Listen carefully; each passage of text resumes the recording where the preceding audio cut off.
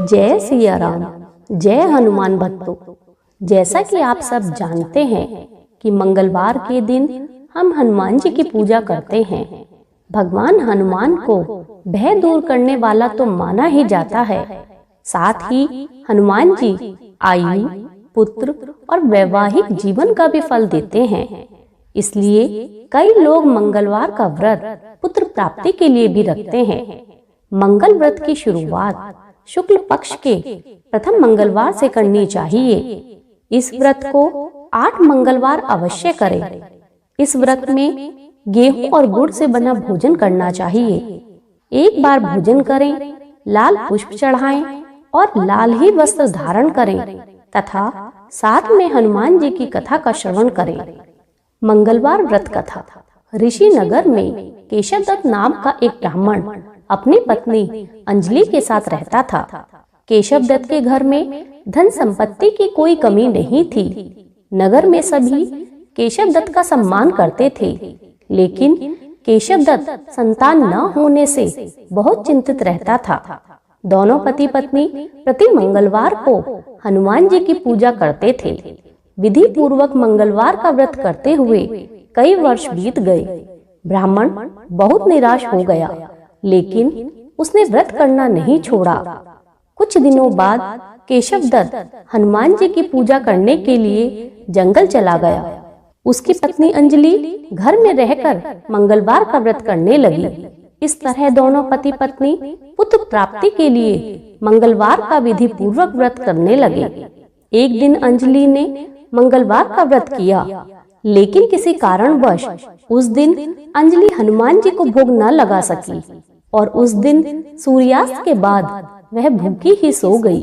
अगले मंगलवार को हनुमान जी को भोग लगाए बिना उसने भोजन न करने का प्रण कर लिया।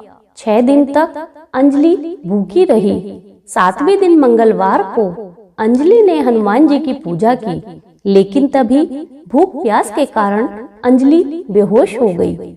हनुमान जी ने उसे स्वप्न में दर्शन देते हुए कहा, उठो पुत्री, मैं तुम्हारी पूजा से प्रसन्न हूँ, इसलिए मैं तुम्हें सुंदर और सुयोग्य पुत्र की प्राप्ति का वर देता हूँ।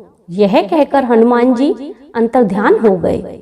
तब अंजलि ने उठकर हनुमान जी को भोग लगाया और स्वयं भी भोजन किया। हनुमान जी की अनुकंपा से अंजलि ने एक सुंदर शिशु को जन्म दिया। मंगलवार को जन्म होने के कारण इस बच्चे का नाम मंगल प्रसाद रखा गया। कुछ दिनों के बाद अंजलि का पति केशव दत्त भी घर लौट आया। उसने मंगल को देखा तो अंजलि से पूछा, यह सुंदर बच्चा किसका है? अंजलि ने खुश होते हुए हनुमान जी के दर्शन देने और पुत्र प्राप्त होने के वरदान की सारी कथा कह सुनाई। लेकिन केशव दत्त को उसकी बात पर तनिक भी विश्वास नहीं हुआ। केशव दत्त ने उस बच्चे को मारने की योजना बनाई। एक दिन केशव दत्त स्नान के लिए कुएं पर गया। मंगल भी उसके साथ था। केशव दत्त ने मौका देखकर मंगल को कुएं में फेंक दिया और घर आकर झूठ बोल दिया कि मंगल तो कुएं पर मेरे पास पहुंचा ही नहीं। केशव दत्त के इतना कहने के ठीक बाद मंगल दौड़ता हुआ लौट आया।